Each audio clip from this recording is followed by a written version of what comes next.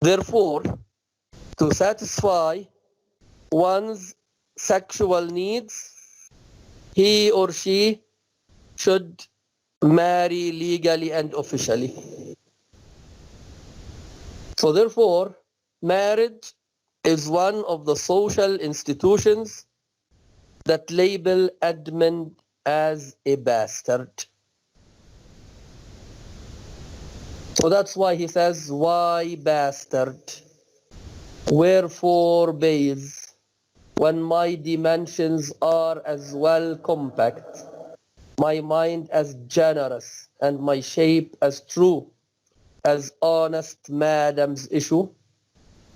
Why brand they us with base, with baseness, bastardy, base?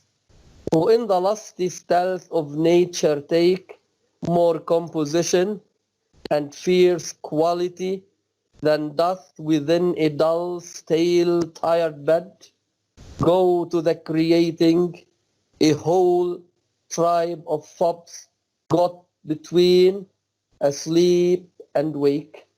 Well then, legitimate Edgar, I must have your land. So from the very beginning, Edmund emerges as a man who defies and violates the social order.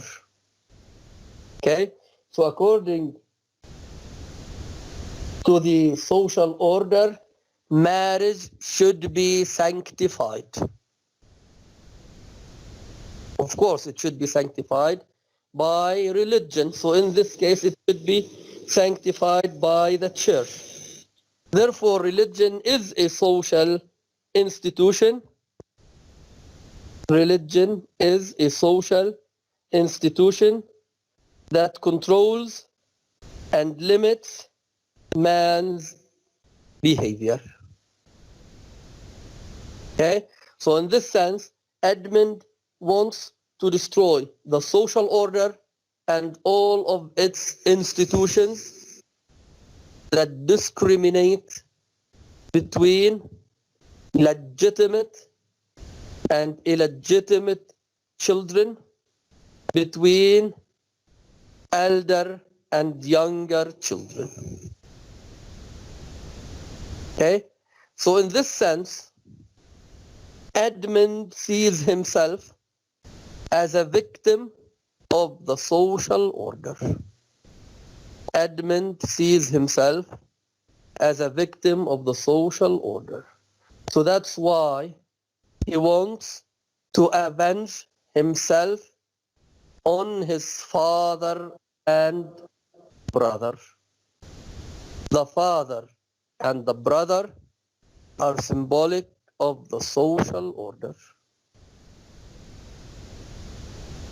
Consequently, by avenging himself on his father Gloucester and his brother Edgar, he destroys the social order and goes back to the state of nature,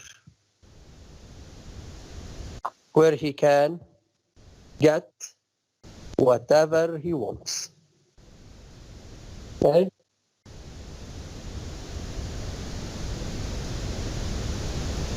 You may skip one page, Act 1, Scene 2, line 96. Act 1, Scene 2, line 96, Gloucester. These late eclipses in the sun and moon portend no good to us. Though the wisdom of nature can reason it thus and thus, yet nature finds itself scourged by the sequent effects. Love cools, friendship falls off, brothers divide, in cities mutinies, in countries discord, in palaces treason, and the bond cracked twixt son and father.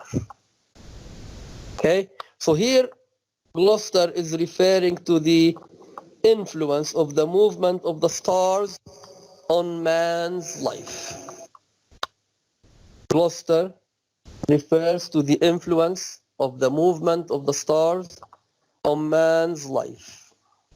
You should know that during the Renaissance, people believed that the movement of the stars affected man's life. The movement of the stars affected man's life as much as man's behavior affected the movement of the stars. Okay? So man and the stars were related to each other. Okay? And this reflects the idea of a well-ordered universe. This reflects the idea of a well-ordered universe. Okay? So the well-order at the level of man leads to good order at the level of the heavenly bodies, i.e. the stars. Okay? So here, Gloucester is referring to King Lear's decision of dividing the kingdom between Regan and Goneril and banishing the good daughter Cordelia. So here he is referring to the influence of the movement of the stars on man's life. Now he is saying that the late eclipses of the sun and the moon have led to this disorder at the level of the state. The movement, the eclipses of the sun and the moon have led to disorder at the level of the state. The evil daughters have become the rulers of England, and the good daughter has been banished. The good daughter has been banished. So that's why he says, love cools, friendship falls off, brothers divide, in cities mutinies, in countries discord, in palaces treason, and the bond cracked twixt son and father. This villain of mine comes under the prediction, their son against father. The king falls from bias of nature. There is father against child. We have seen the best of our time, machinations, hollowness, treachery, and all ruinous disorders follow us disquietly to our graves. Find out this villain, Edmund. It shall lose thee nothing. Do it carefully, and the noble and true-hearted Kent banished. His offense, honesty, is strange. Okay? So there is disorder at the level of the state, which has been caused, according to Gloucester, by the eclipses of the sun and the moon. Okay?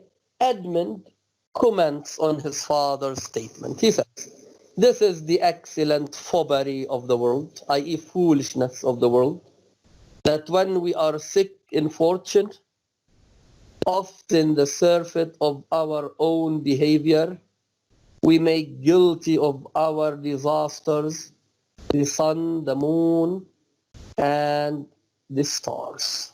Okay? So here Edmund is making fun of his father's philosophy. So he's saying that it is a kind of foolishness to attribute our disasters to the movements of the stars.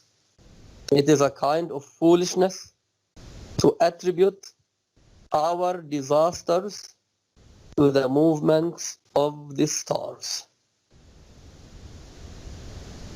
The moon, okay, as if we were villains by necessity, fools by heavenly compulsion, knaves, thieves, treacherous by spherical predominance, drunkards, liars, and adulterers by an enforced obedience of planetary influence, and all that we are evil in by a divine thrusting on, an admirable evasion of whoremaster man, to lay his goatish disposition to the charge of a star. Now here Edmund is saying that it is foolish to attribute man's destiny to external forces. It is foolish to attribute man's destiny to external forces. Okay? So according to him, Gloucester's statement means that man is a predestined creature. Predestined. Predestined. Okay? So according to him, Gloucester's statement means that man is a predestined creature, i.e. man doesn't have a free will. He is controlled by the external forces that work on him. So the external forces that are mentioned by Gloucester are the stars, the moon, and the sun. Okay? So according to Edmund, this means that man doesn't have a free will. Okay? Therefore, he is against this philosophy. He is against the philosophy that maintains that man is a predestined creature. He believes in existentialism. Existentialism. Existentialism.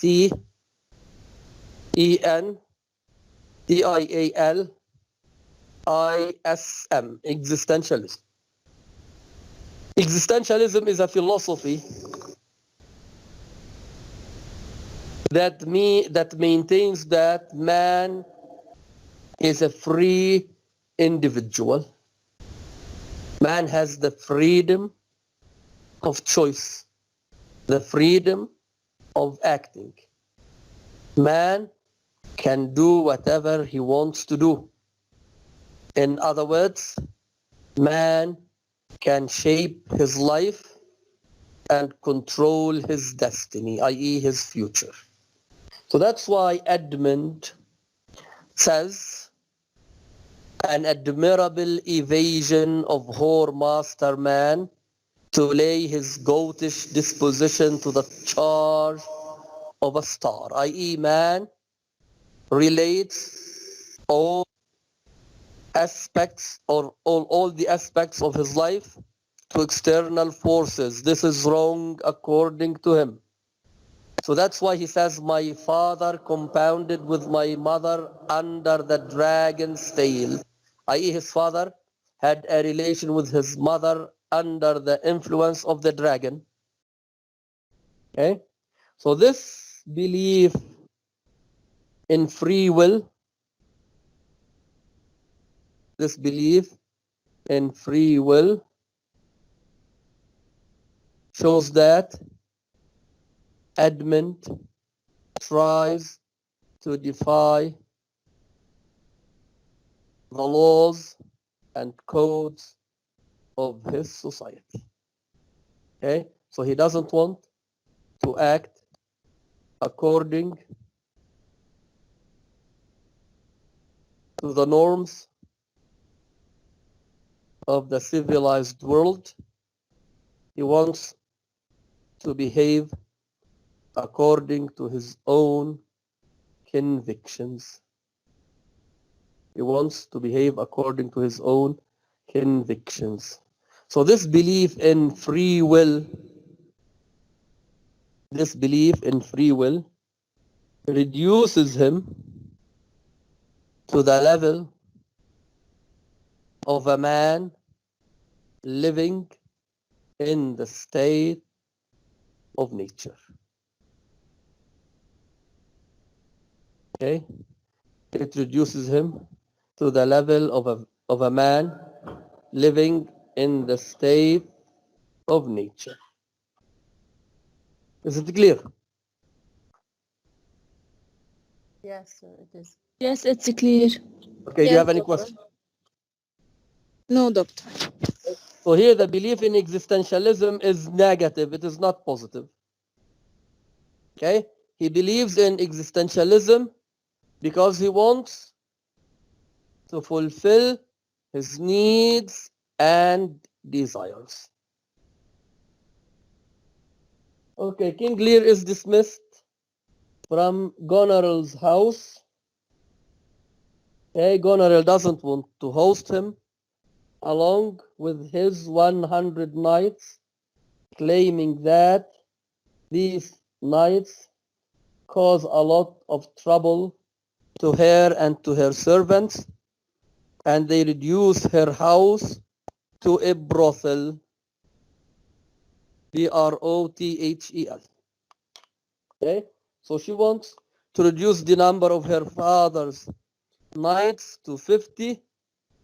King Lear becomes angry, and here we have the fool. Act 1, Scene 4. Okay. Act 1, Scene 4. Let's say line 125. Line 125.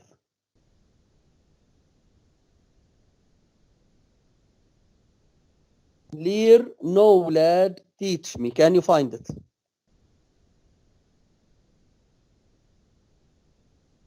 No, Four. not yet. Act 1, Scene 4. Line 125. Fool. The fool here is singing. That Lord that counseled thee to give away thy land, come place him here by me. Do thou for him stand, i.e. do you, King Lear, for him stand. The sweet and bitter fool will presently appear, the one in motley here, the other found out there. He points to Lear. Did you find it? Yes, we did. Okay. So here fool is referring to King Lear. He calls him a fool. Lear, dost thou call me fool, boy? Fool, all thy other titles thou hast given away, that thou wast born with. Kent, this is not altogether fool, my lord. Fool, no faith.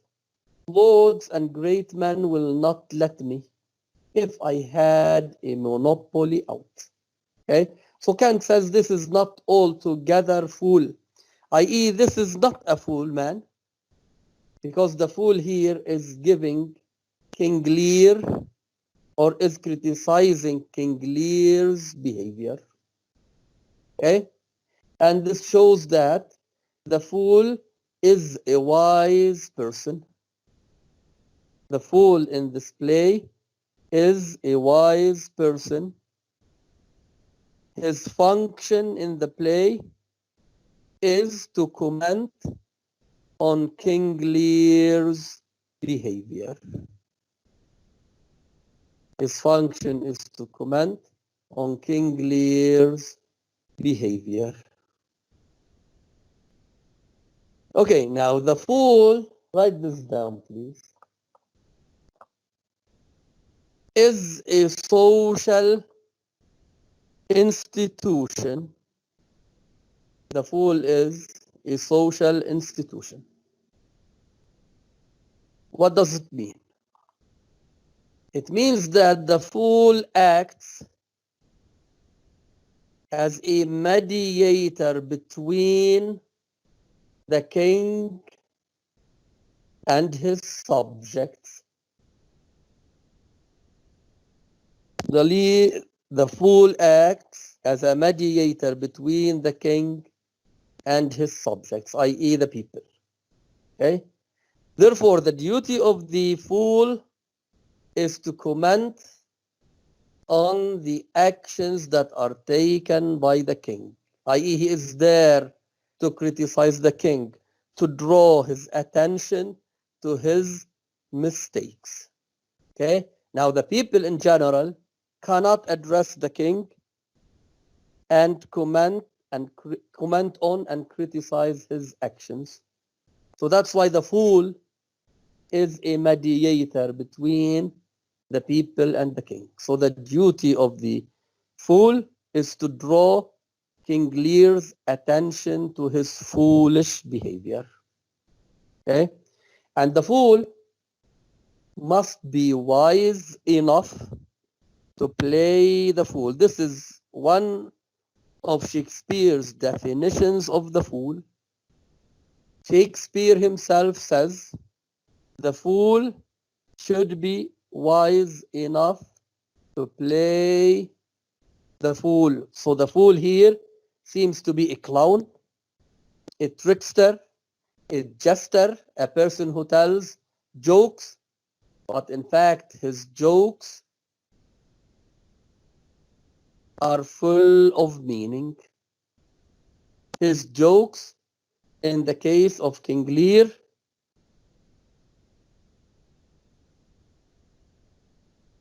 form a means of criticizing King Lear's behavior.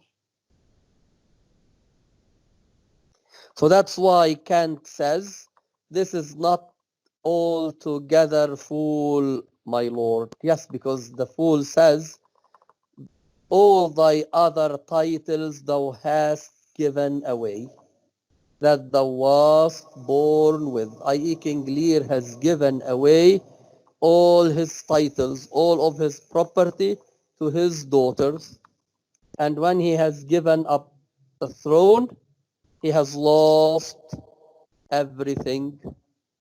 When he has given up the throne, Throne, when he has given up the throne, he has lost everything. He has become nothing. He is reduced to nothing. He is stripped of power.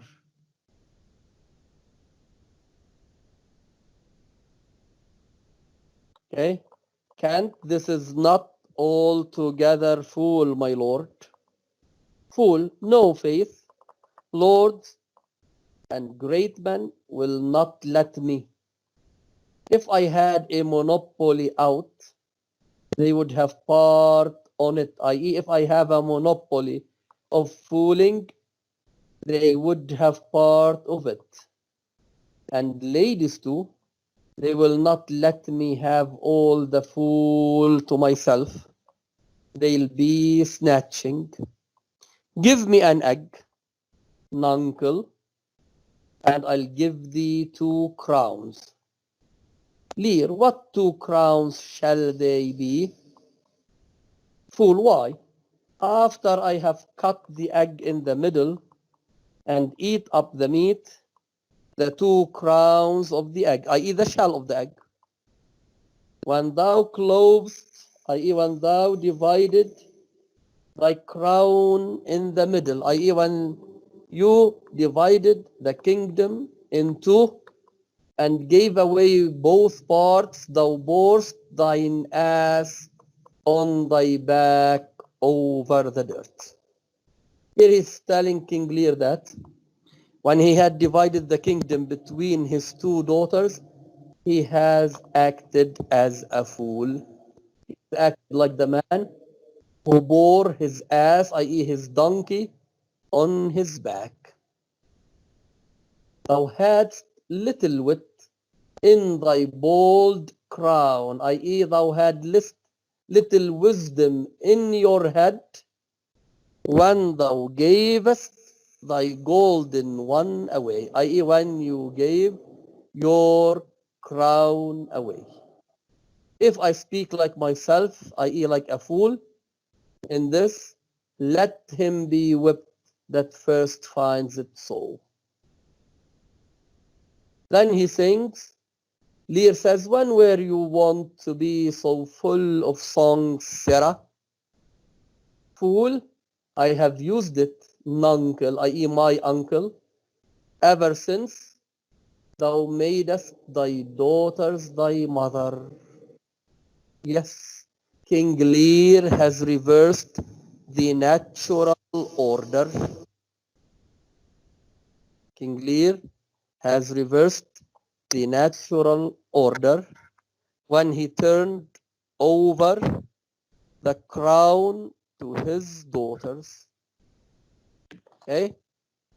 So in this case, King Lear has become the son and his daughters have become his mother. So he has reversed the natural order. As a result of having reversed the natural order, King Lear has caused disorder at the level of the state, which is reflected by disorder at the level of heavenly bodies and the elements. By reversing the natural order, King Lear has caused disorder at the level of the state, a disorder which is reflected by disorder at the level of the heavenly bodies and the elements.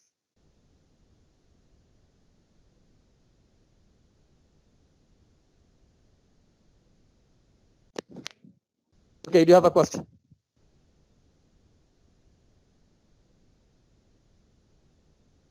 No, doctor. Okay. So I have used it, nuncle, ever since thou madest thy daughters thy mother. For when thou gavest them the rod and puttest thine own down thine own breeches, singing, then they for sudden joy did weep, and I for sorrow sung, that such a king should play bo peep and go the fools among. So King Lear has reduced himself to the level of a child who is punished by his mother, i.e. by his daughters.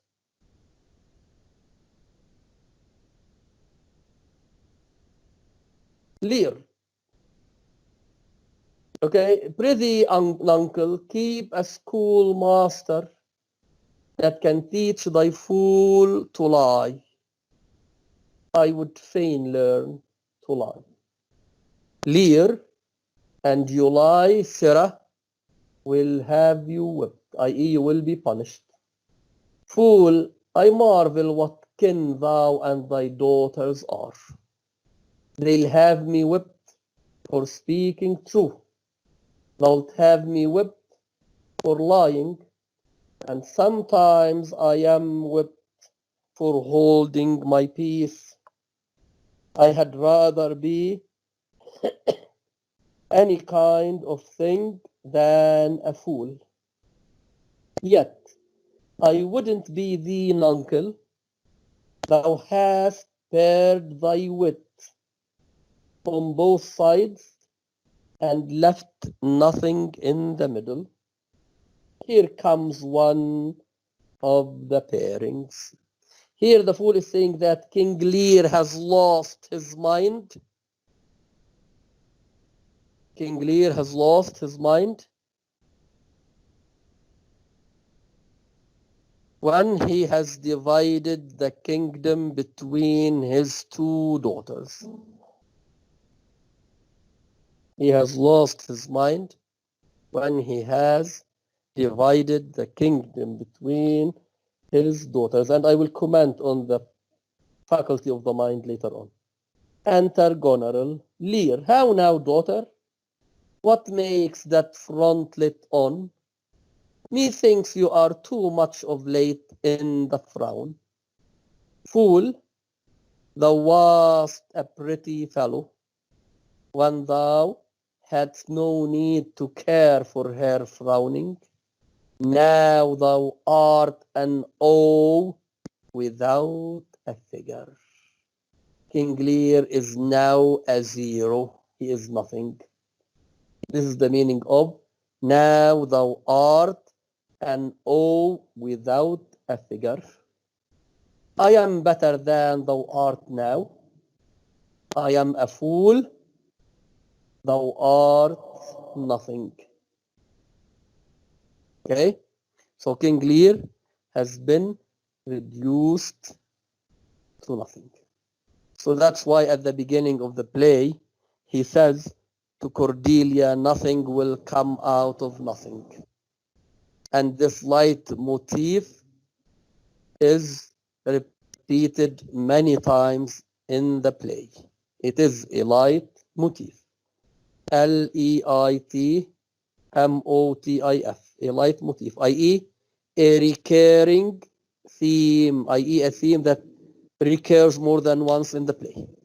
So the fact that, or the idea that nothing comes out of nothing means that Lear is reduced to nothing. And many of the characters by the end of the play are reduced to nothing.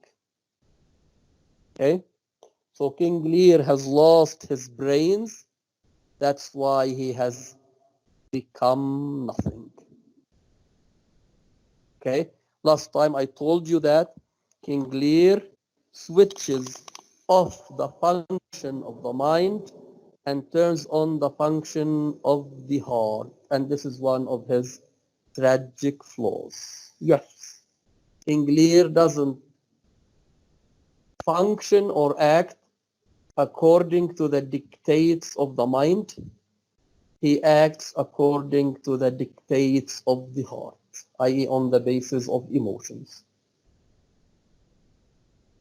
We know that according to philosophy, the mind, the head, is the controller of the human body.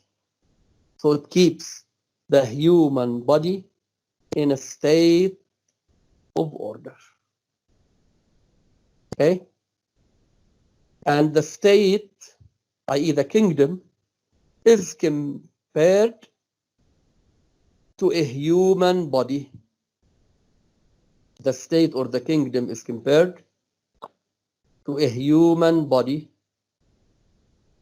The head of the state is the king. So he is in charge of running the affairs of the king.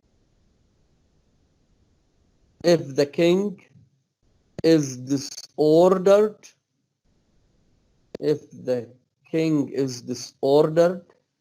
the whole kingdom will suffer. The whole kingdom will suffer.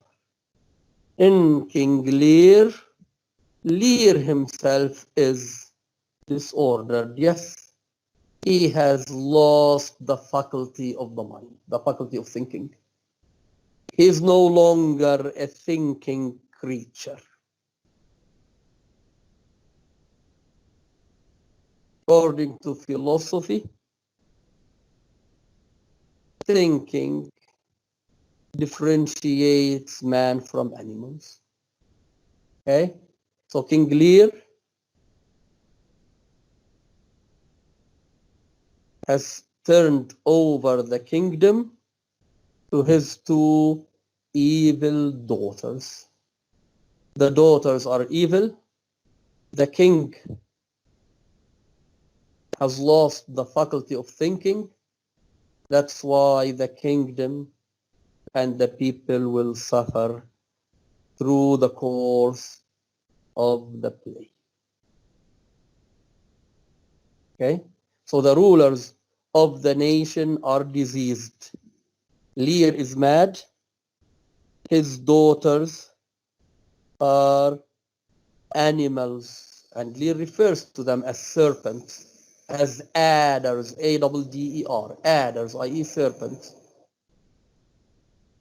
Okay? Lear has lost his mind. He has turned over the kingdom to two ferocious animals controlled by their instincts and emotions. Okay?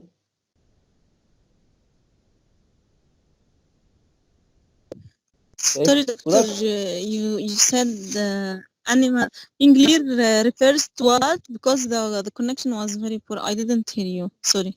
what is it? The last sentence you said, King Lear refers to, you said the word, but I didn't hear you because the connection was very poor. Sorry. Okay. Can you repeat it? What is the rest of the sentence so that I can say I have nothing written down?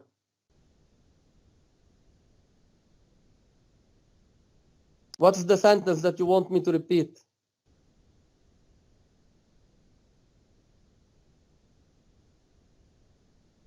I didn't hear the He last lost- sentence He you lost the said. faculty of thinking.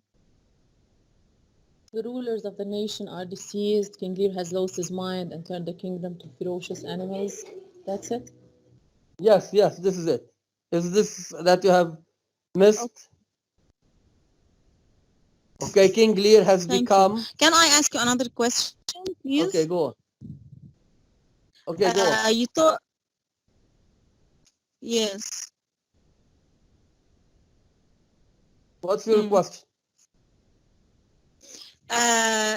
King Lear said at the beginning of the novel of At the he beginning said of the play. yes, at the beginning of the play nothing come of nothing. Yes. How can we reflect it in the exam? Not to explain it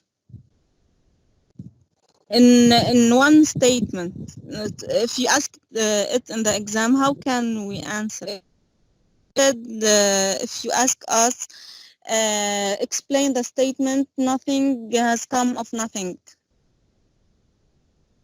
I said the statement reflects the fact that the characters are reduced to nothing. King Lear has become nothing.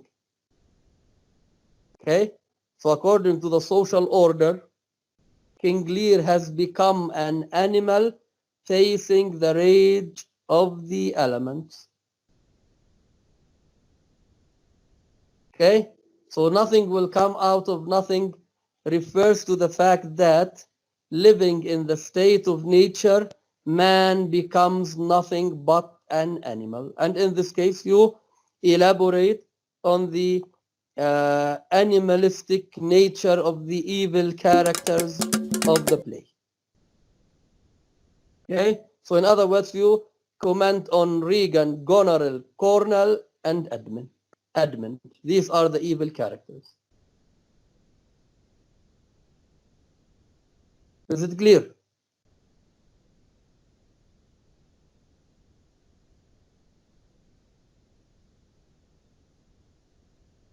Doctor, yes, it's very clear, yeah.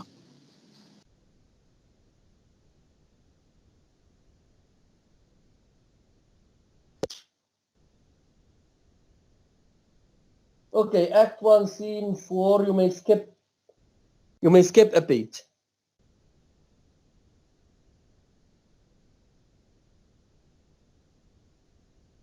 It is line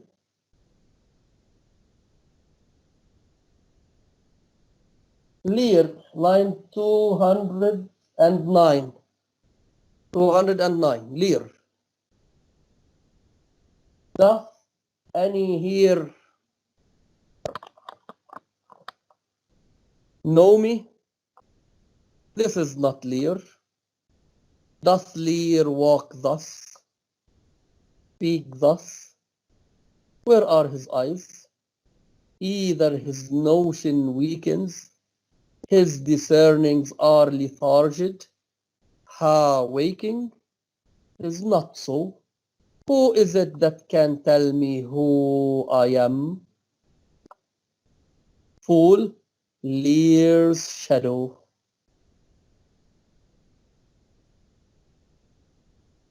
Lear, I would learn that, for by the marks of sovereignty, knowledge, and reason, I should be false persuaded I had daughters. Okay, so Lear has become nothing. Okay, Act 1, Scene 4.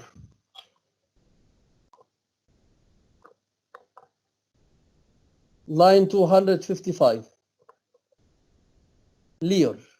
Act 1, Scene 4, line 255. The middle of the line. Oh, Lear, Lear, Lear. Can you find it? Okay, Lear, Lear, Lear. Beat at this gate that let thy folly in, i.e. beat at your head. This is the meaning of gate here.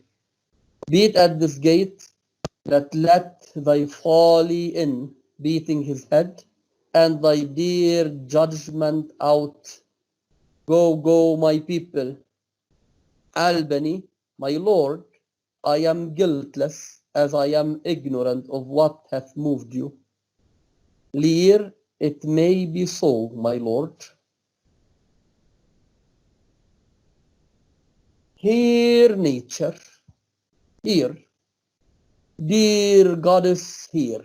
Nature in this statement is not the state of nature. Is it clear? In the case of Edgar, I said nature in the case of Edmund refers to the state of nature. In this statement of King Lear's, nature is not the state of nature. Nature here refers to Mother Nature, i.e. to Earth Mother, that is associated with life, fertility, procreation, and giving birth. So King Lear calls on Mother Nature, i.e. on Earth Mother, that is associated with life, fertility, birth, procreation. Dear goddess, here, suspend thy purpose. If thou didst intend to make this creature fruitful, here he is talking about Goneril, into her womb convey sterility. Dry up in her the organs of increase, and from her derogate body never spring a babe to honor her. Okay? So he is calling down on Goneril. So he wants her to be a sterile woman. So he doesn't want her to be a source of life, because she is a poisonous plant. He doesn't want her to give birth to children, because according to him, she is a poisonous plant. So that's why he wants her to be sterile. He doesn't want her to give birth to evil children. Or if she must teem, i.e. if she must give birth to children, create her child of spleen, that it may live and be athwart this nature torment to her. Child of spleen means to be, yes. i.e. give her a child controlled by the choleric temper. Sorry, doctor.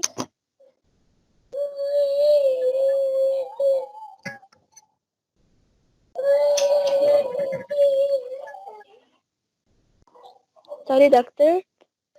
Okay, yeah.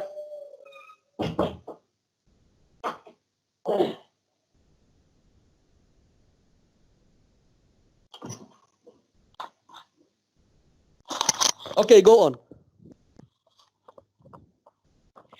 What does nature mean in the state of King Lear? What? I said it means or it refers to Mother Nature or to Earth Mother, which is associated with fertility, with life, with birth, with procreation.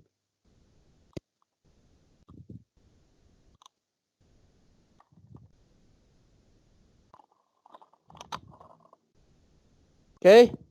So he is calling down on Goneril.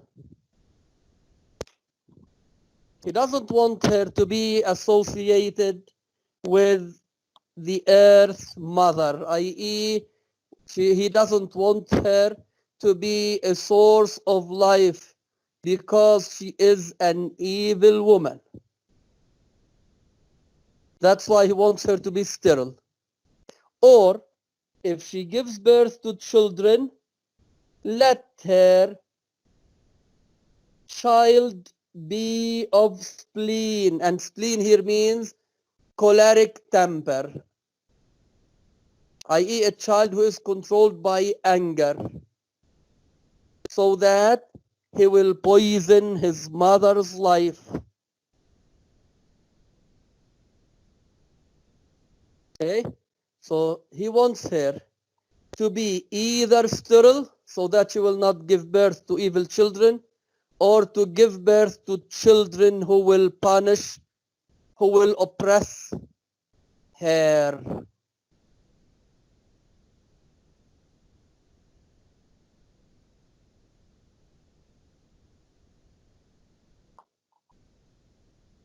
Is it clear?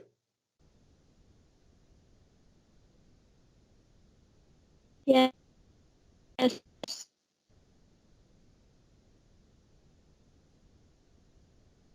Okay? You may skip some 20 lines. Lear, the middle of this part, it is line 290. 290. Let it be so, yet have I left a daughter. Okay? So he's leaving Goneril's house and going to Regan's house. Yet have I left a daughter, who I am sure is kind and comfortable. When she shall hear this of thee, with her nails she'll flay thy wolvish visage. Here we have an animal imagery. Regan will play with her nails Regan's wolvish visage. So Regan has nails. Regan has the face of a wolf.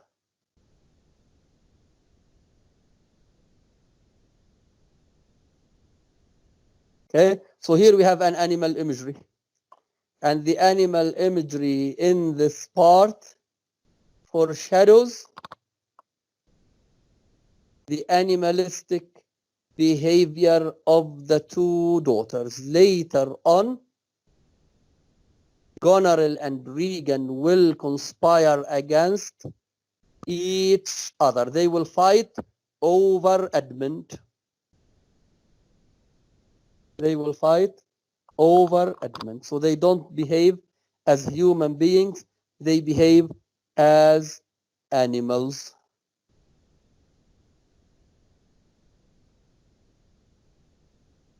Is it clear?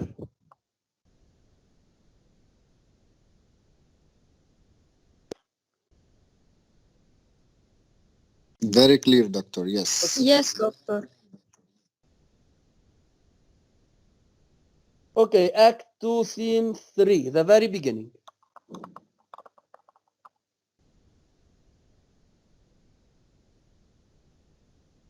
Act 2, Scene 3. A wood enter Edgar. Okay? Now Gloucester is convinced that Edgar wants to kill him in order to inherit his property and title. Edgar runs away because Edmund has told him that his father wants to kill him. So Edgar leaves to the wood, i.e. to the wilderness, to the state of nature. Edgar says, I heard myself proclaimed, and by the happy hollow of a tree escaped the hunt. No port is free, no place that guard and most unusual vigilance doesn't attend my taking. Whilst I may escape, I will preserve myself, and am bethought to take the basest and most poorest shape that every penury in contempt of man brought near to beast. So Edgar wants to pretend to be a poor beggar, a bedlam, i.e. a mad person, and he wants to live in nature. In other words, in the state of nature. So that's why he says, while I may escape, I will preserve myself and am bethought to take the basest and most poorest shape that ever penury, i.e. poverty, in contempt of man, brought near to beast. Yes, poverty brings man down to the level of animals.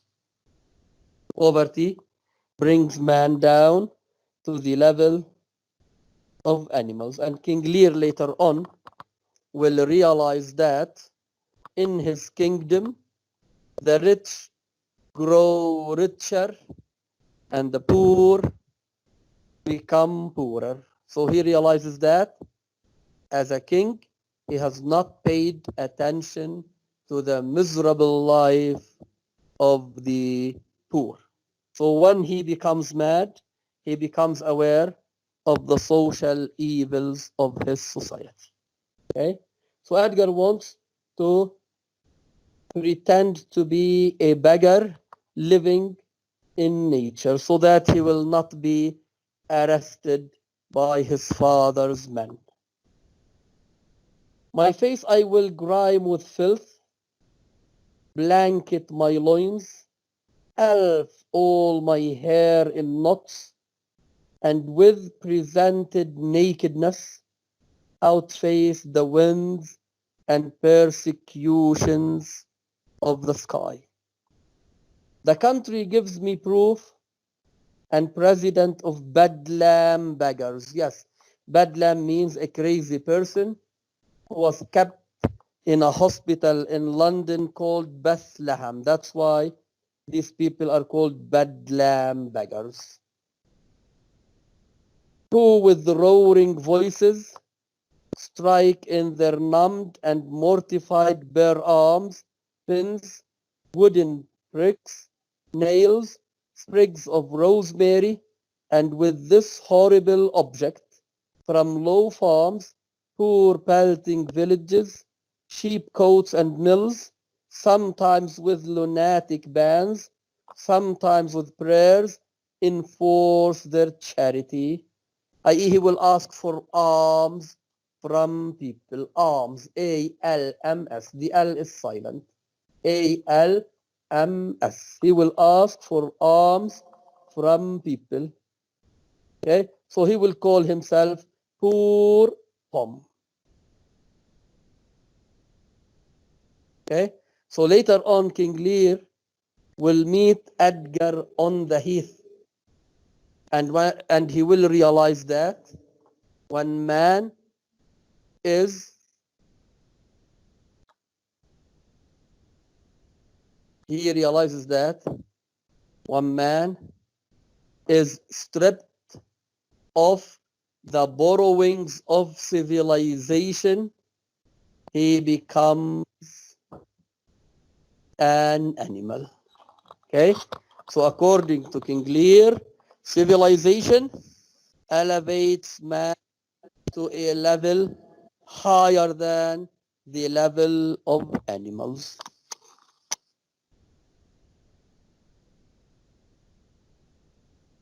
Okay, civilization, i.e. the social order, elevates, i.e. raises man to a level higher than that of the animals. Okay, so the poor man is reduced to the level of animals.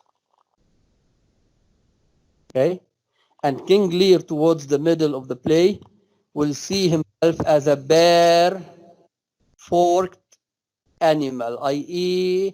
a naked animal. This is the meaning of bare forked. Bare, naked, forked, i.e. his legs.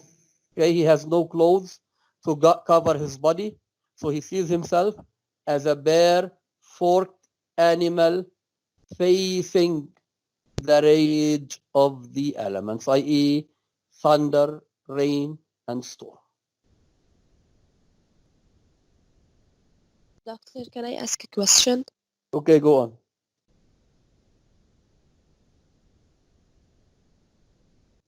When it's reduced to the level of animal, that's right? What? According to the social order, the Okay. poor people are reduced to the level of animal. Yes. Okay. Thank you. Okay. So the borrowings of civilization, such as clothes, food, culture, rules, laws, codes of acting, raise man to a level superior to the level of animals. Okay? So in the state of nature, man is like an animal. He is naked, like the animals. Whereas under civilization, man borrows laws and rules, and I refer to them as second nature. This is the second nature of man. The second nature of man includes all the laws and codes and customs and traditions and conventions that man create to preserve his life on earth. And in this case, man differentiates himself from animals. Man differentiates himself from animals. And in this case, there will be social justice and social equality. Okay, i.e. all people have the right to live as human beings. The strong do not have the right to control, to subdue, or subjugate the weak. So the weak and the strong have equal rights. Is it clear? Doctor, please can you repeat man's second nature? And man's second nature includes the customs, the rules, the laws, the conventions, the traditions that man introduces into his world in order to preserve his life on earth. He wants to preserve his being. He wants to live as a man, as a human being. He doesn't want to be controlled by the strongest men. Okay? So in a civilized universe, the weak and the strong people have equal rights. The two groups have the right to live as human beings. Therefore, the weak should not be subdued by the strong. Is it clear? Yes, thank you. Okay, Act 2, Scene 4. Act 2, Scene 4, line 148. Okay, so Lear goes to his daughter Regan. Regan asks her father to go back to her sister Goneril. They have already conspired against him. Okay, Goneril has sent a letter to Regan asking her to treat her father badly. That's why Regan asks her father to go back to her sister Goneril and ask for her forgiveness, i.e. to ask her to forgive him. Lear says, ask her forgiveness? Do you but mark how this becomes the house? Kneeling, he kneels before Regan. Dear daughter, I confess that I am old. Age is unnecessary.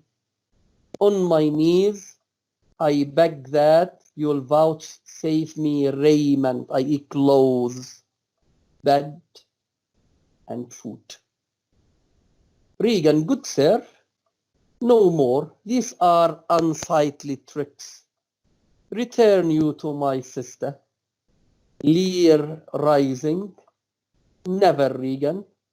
She hath abated me of half my train, looked black upon me, struck me with her tongue, most serpent-like, upon the very heart.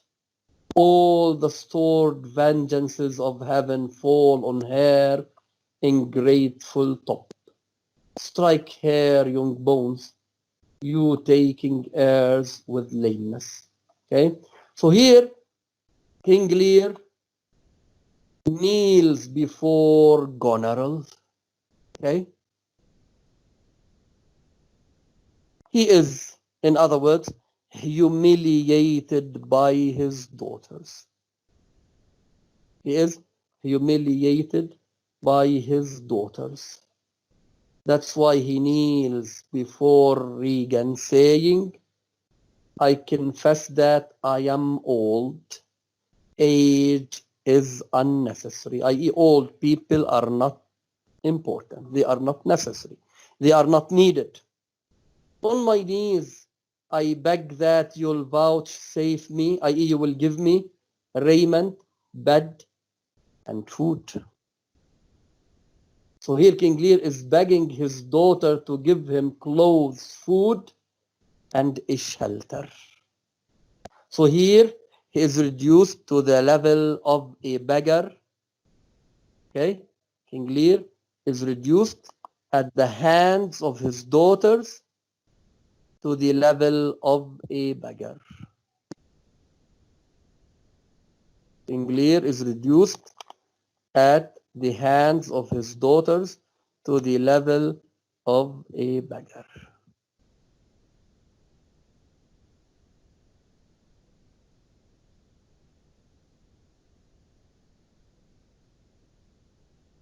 Okay, so they have dehumanized him. They have dehumanized, Dehumanized.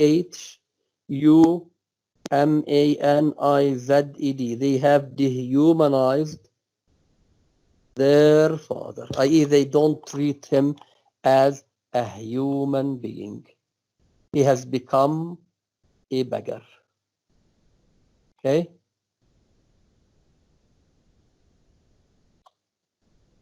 Is it clear?